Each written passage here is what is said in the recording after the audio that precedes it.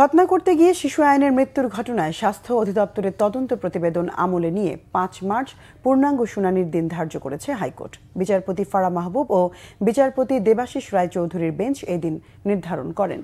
খতনা করাতে গিয়ে শিশু আইনের মৃত্যুতে সাতারকুল ইউনাইটেড মেডিকেলের 2 ডাক্তারের দায় পেয়েছে স্বাস্থ্য মন্ত্রণালয়ের তদন্ত কমিটি। প্রতিবেদনে 2 ডাক্তার ও হাসপাতালের বিরুদ্ধে ব্যবস্থা নেওয়ার সুপারিশ করা হয়েছে।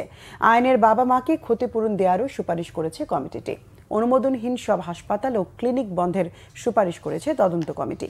বিষয়টিকে গুরুত্বপূর্ণ বিবেচনা করে শুনানি হবে বলে জানিয়েছে হাইকোর্ট। এর আগে 2023 সালের 31শে ডিসেম্বর আয়ানকে ফুল অ্যানেস্থেশিয়া দিয়ে খতনা করায় সাতারকুল বাড্ডার ইউনাইটেড মেডিকেল কলেজ হাসপাতাল। অপারেশনের কয়েক ঘণ্টা পরও জ্ঞান না ফেরায় সেখান থেকে গুলশানের ইউনাইটেড হাসপাতালে পাঠানো হয় আয়ানকে। সেখানেই 7 দিন লাইফ সাপোর্টে থাকার পর 7 জানুয়ারি মাঝরাতে আয়ানকে মৃত ঘোষণা করেন চিকিৎসকরা।